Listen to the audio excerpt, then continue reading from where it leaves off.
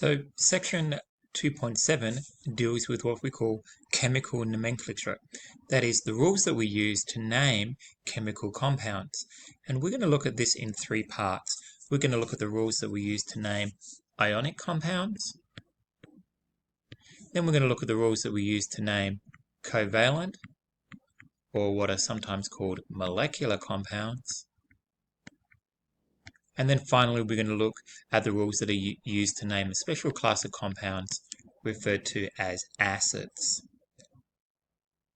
So, first of all, we should learn how to write the formulas for monatomic ions, that is, ions formed by a single atom. What you do is you first write the element symbol, and then you write the charge as a superscript. Most folks will write the number followed by either a plus or a minus sign. Some folks write the plus or minus sign first, followed by the number. Now, how do we name these ions? Well, cations of the group 1A and group 2A metals are named by simply giving the name of the parent metal atom and then just adding the word ion. So this is lithium ion, this is magnesium ion, and so forth. Monatomic anions are named simply by taking the first syllable of the atom's name and then adding the three letters IDE. So remember, the monatomic anions are formed by non-metals. So Br- would be called the bromide ion. Cl- is called the chloride ion because its parent atom is chlorine. O2- is called the oxide ion because its parent atom is oxygen, and so on and so forth. So this stem name that we append the letters IDE to, as I said, is normally the first syllable, but it kind of gets a little bit weird with some of these, like sulfide and phosphide. Is that really the first syllable? Depends where you kind of put the stress. But after a while, you kind of tend to learn how people decide to cut off where the stem name ends. A lot of the metal atoms from the transition elements and the inner transition elements, and some of those in the representative elements as well, can form more than one ion. When this is the case, what we have to do is specify the charge of the ion in the ion's name.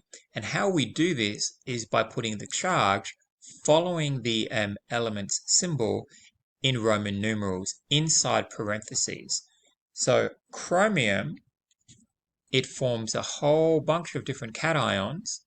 So this guy here is chromium 2+, so its name becomes chromium, parentheses, and then 2 in Roman numerals, followed by the word ion. Cobalt also forms more than one cation. In this case, we're interested in cobalt 3+. So to name this ion, we're going to write cobalt, and then in parentheses, we put 3 in Roman numerals, followed by the word ion.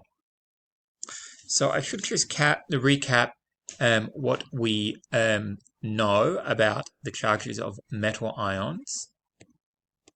Those metals from group 1A, 2A, along with aluminum, gallium, silver, cadmium, and zinc only ever form one cation. So these guys never need Roman numerals to indicate the charge, because we just memorize the charges that these ions form. Metals from group 1A form +1 ions. Metals from group 2A form +2 ions. Aluminum and gallium always form a +3 ion. They're in group 3A, by the way. Silver, which is a transition element, always forms a +1. And cadmium and zinc always form a +2. Now, unfortunately, you have to memorize that. It takes a little bit of work. So just recapping, silver, aluminum, gallium, zinc, and cadmium only form one ion, so no need for Roman numerals in their names. And then we mentioned this previously, but group 1A and group 2A, those guys are consistently +1 and +2 respectively, so we do not need to indicate the charge for any of those elements or those cations. So Ag plus is just written as silver ion. Zinc 2 plus is just written as zinc ion, and so on and so forth. Now, there is an old-fashioned system where if a metal forms two cations, the one with the lowest charge is given the ending us, and the one with the highest charge is given the ending ik. What makes this even more complicated is rather than using stem names, we give the Latin name for the element when we're using this system. So chromium forms two cations, 2 plus and 3 plus. The one with the lower charge is called chromous ion. The one with a higher charge is called chromic ion. Kind of confusing, right? You can see why they don't really use this anymore. Iron commonly forms two ions, one with a 2 plus charge, one with a 3 plus charge. The lower one becomes us, the upper one becomes ik. Now, why isn't it iron us or iron ik? Well, that's because they use the Latin name for iron, which is ferro. So it becomes ferrous and ferric. So not only do you have to know the us and the ik thing, you also have to know the Latin names of the elements, and it gets weird real quick.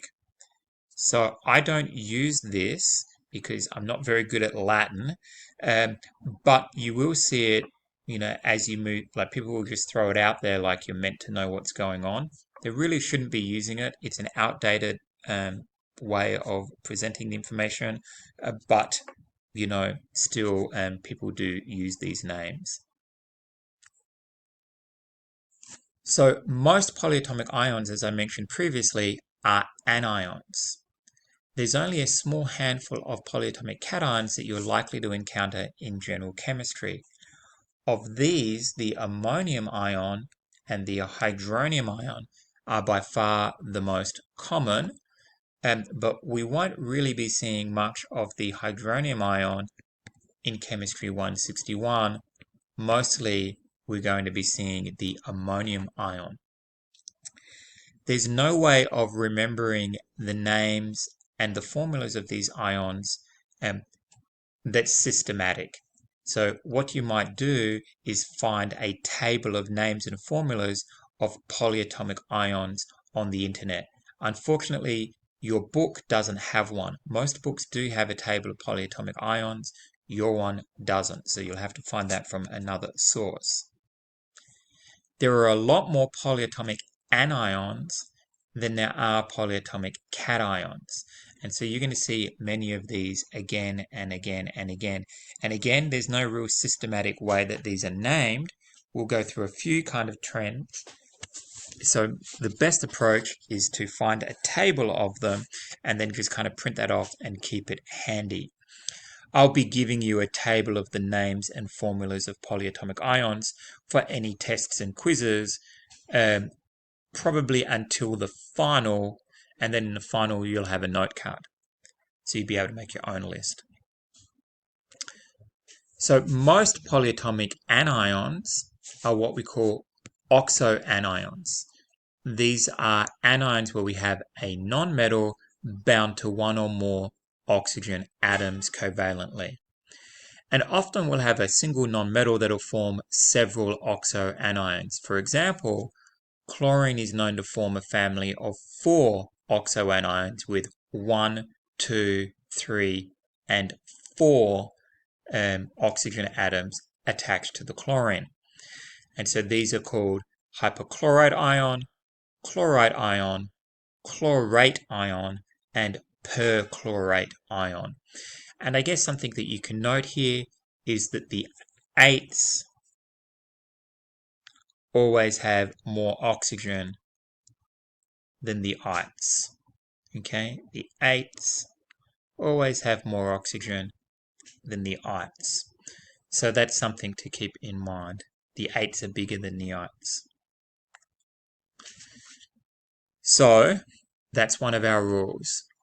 When we have a family of oxoanions, when there's 2 oxoanions in the family, the ion with the most oxygen atoms will end in 8, and the ion with the least oxygen atoms will end in ite. So if you're trying to recall the names of these two guys, like, okay, one's got 3 oxygen, so that has to be the 8, because the other one's got 2, and it must be the ite. So you can see that going on here. It's not that helpful. You really are going to want to get one of those tables with the names and the formulas in it, and there's a large number of them out there.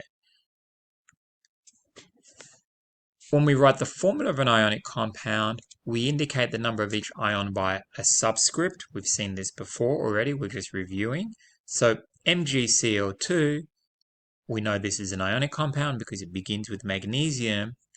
There's no number following the magnesium, so we know that there's only one of the magnesium ion, but there's a 2 following the chloride ion's formula, so we knew that there's going to be 2 chlorides, that is, the ions combine in a 1:2 ratio. Just reiterating, if no subscript is given, then it's understood that there's only one of that ion present in the compound. Remember that the formula of an ionic compound doesn't indicate atoms in a molecule, but rather it indicates the simplest ratio of anions to cations that gives electrical neutrality. So the crossover method is often useful to help achieve and help figure this out. I should give you one warning about it though. Sometimes it doesn't give you the simplest ratio. For example, if I apply the crossover method to tin 4+ and O2-, I would conclude that the simplest ratio of ions formed by these two pairs, by this pair of ions, is SN2O4, and I hope that you can see that that is not the simplest ratio. SnO2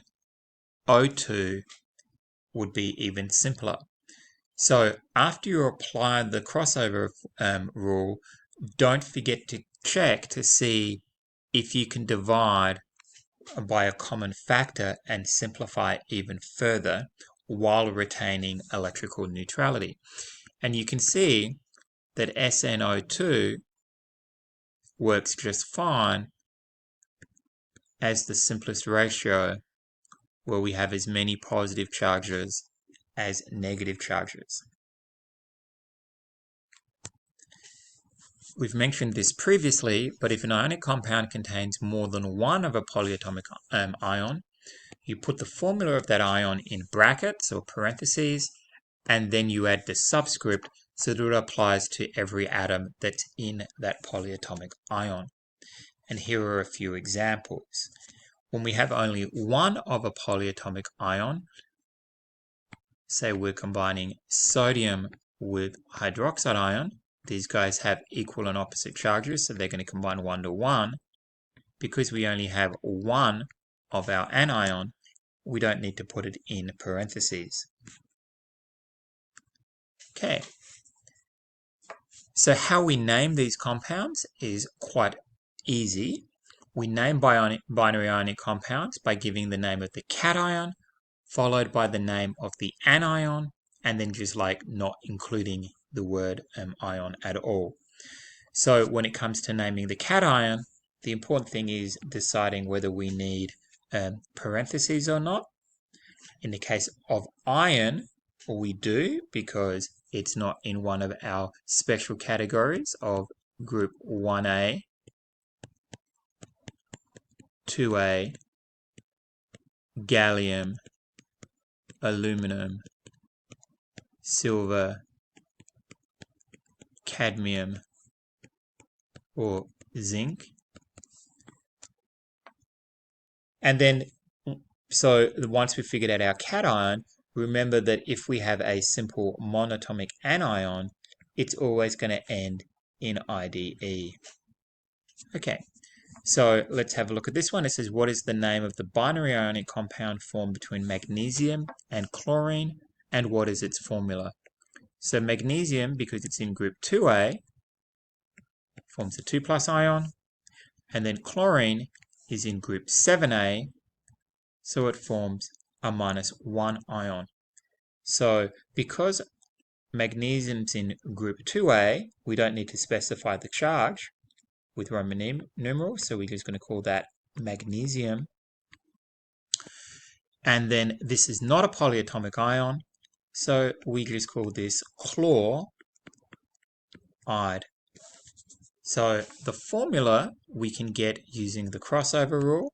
These guys don't have equal and opposite charges, but the values of the charges indicate that I'm going to need 1 magnesium and 2 chlorines. So there we are. Okay, magnesium chloride, MgCl2.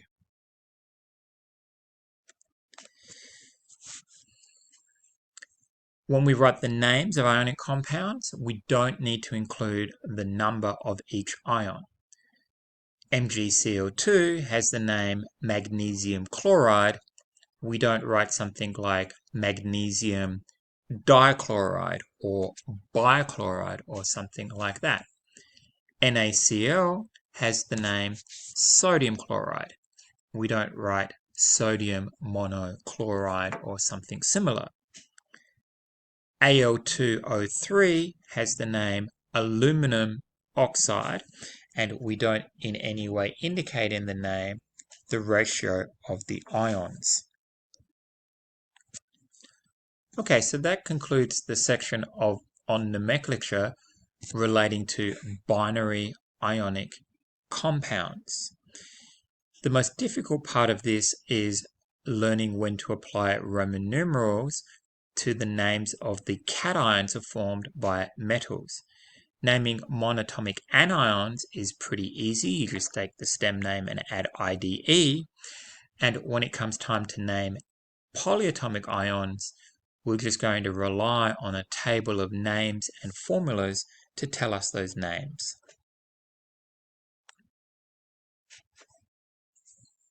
Nonmetals can combine to form binary covalent compounds. In particular, when we're talking about binary covalent compounds, we're talking about two nonmetals coming together.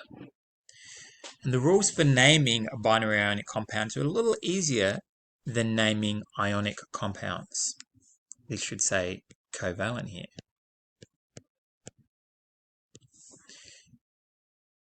All we do is give the name of the first element unaltered. Then we give the stem name or the root name of the second element and add the letters IDE to the end.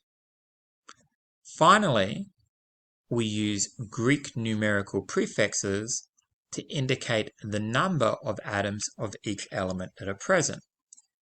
So we're going to need to learn some of these Greek numerical prefixes.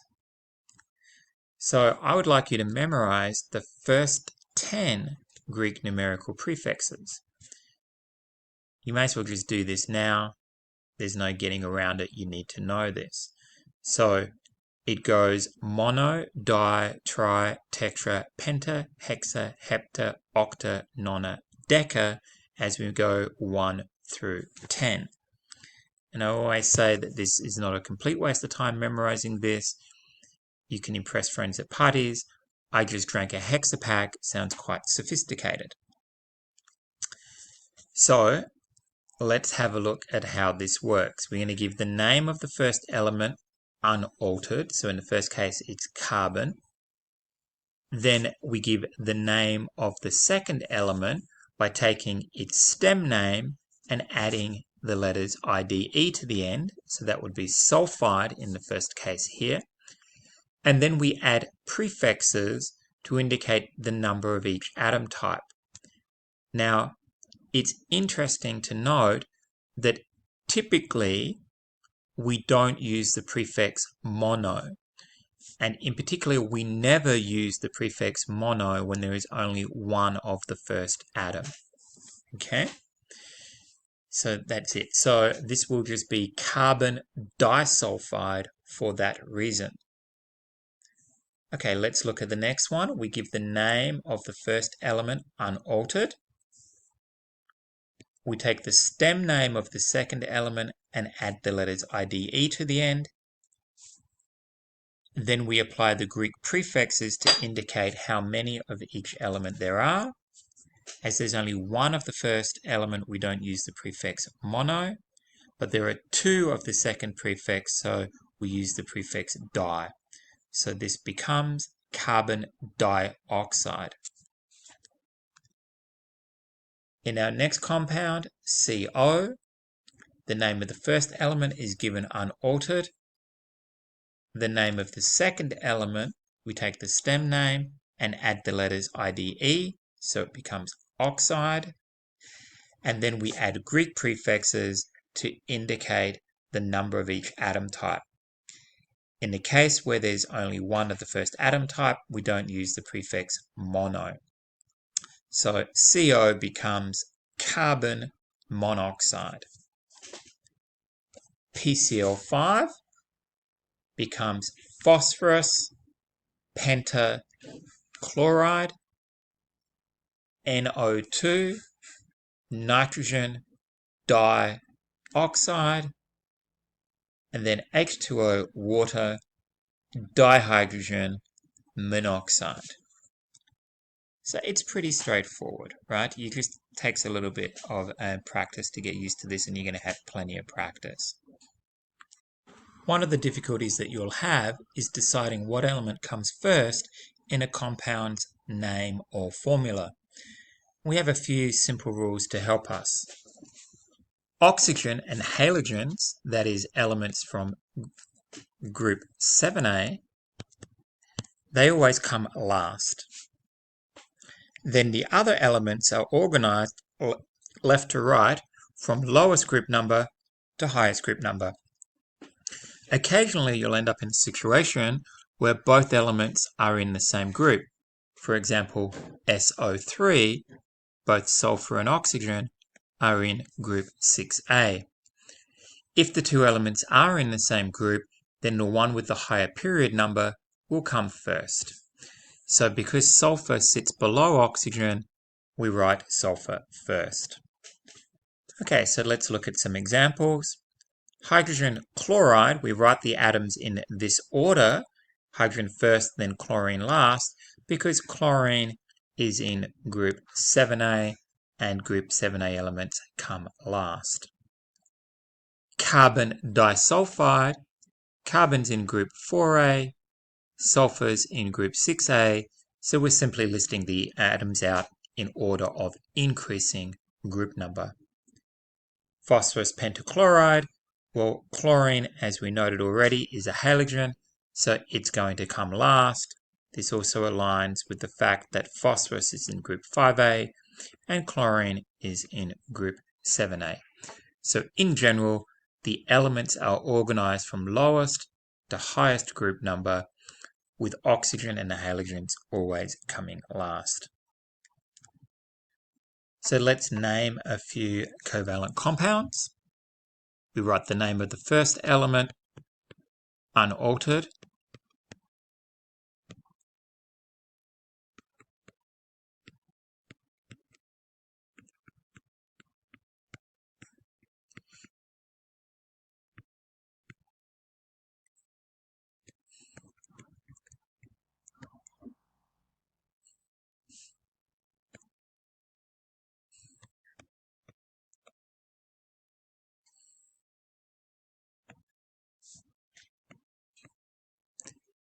And then only if there's more than one, we use a Greek prefix to indicate how many of the first element there are.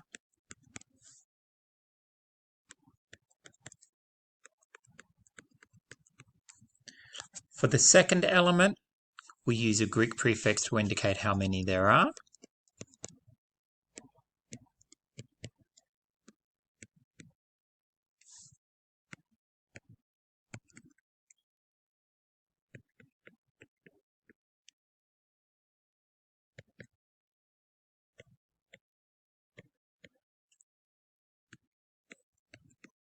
And then finally, we take the stem name of the second element and add the letters IDE to it.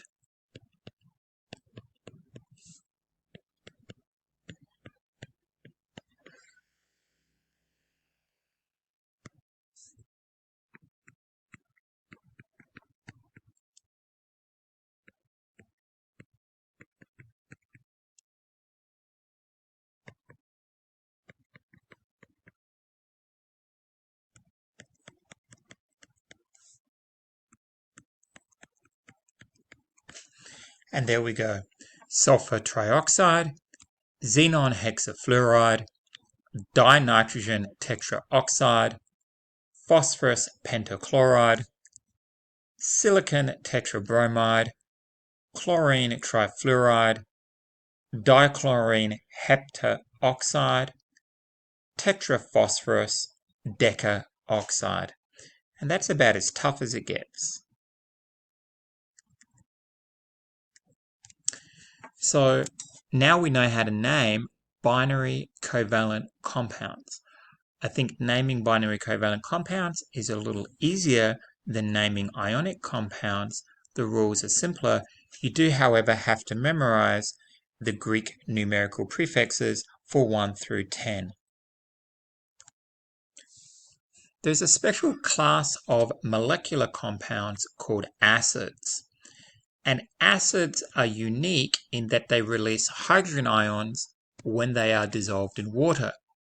So when an acid is dissolved in water, it'll form one or more hydrogen ions and one or more anions. And how we name the acid is on the basis of the name of the anion that is formed. So in the case of the acid HCl, it forms the chloride anion. And what we want to be looking for when we analyze these names of anions is the last 3 characters of the name. So when an anion with the ending IDE forms when the acid is dissolved in water, and then we're going to name the acid as follows. We're going to begin with the prefix hydro, then we're going to give the stem name of the acid, which in our case would be chlor, followed by the letters IC or ic, and then completed with the word acid. So this particular acid would become hydrochloric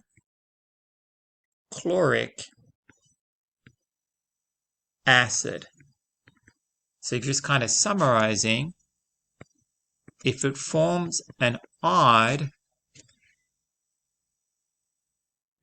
then it becomes a hydroic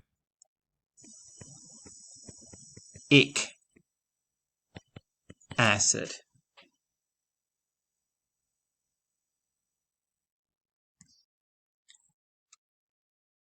Now, that works well, that naming scheme, when the anion formed is a monatomic ion that has the ending IDE. But a lot of acids form oxygen-containing anions. These are your eights and your ites. So, for example, HNO3, when it is dissolved in water, forms hydrogen ions and the nitrate ion. HNO2, when it's dissolved in water, forms hydrogen ions and the nitrite anion. Now, the naming schemes are pretty easy for these oxygen anion producing acids. if the anion produced is an 8, then the acid, it just simply is an ic acid. So nitrate ion forms from nitric acid. So let me just make that clear. 8s form ic acids. Now, if the oxygen containing anion has a name that ends in ITE, then the acid is named as an us acid.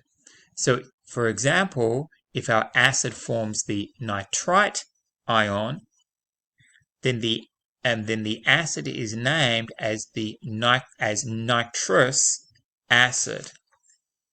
So ites form us acids. And so that's our 3 rules for naming acids. All right, the ides form hydroic acids. The 8s form ic acids, and the ites form us acids. Now, there's a famous class of acids called carboxylic acids. You'll learn about these in organic chemistry and also a little bit in chemistry 163. And carboxylic acids are really important because they're found in a lot of biochemical systems. So carboxylic acids are what the amino acids are that form your proteins in your body. So you're going to learn a lot about carboxylic acids as you move through your chemistry classes. You can recognize a carboxylic acid because the formulas always end with this characteristic group of atoms, COOH.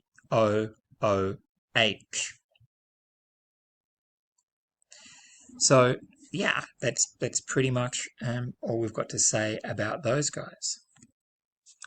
So that concludes the section in 2.7 on the naming of acids, and actually concludes section 2.7.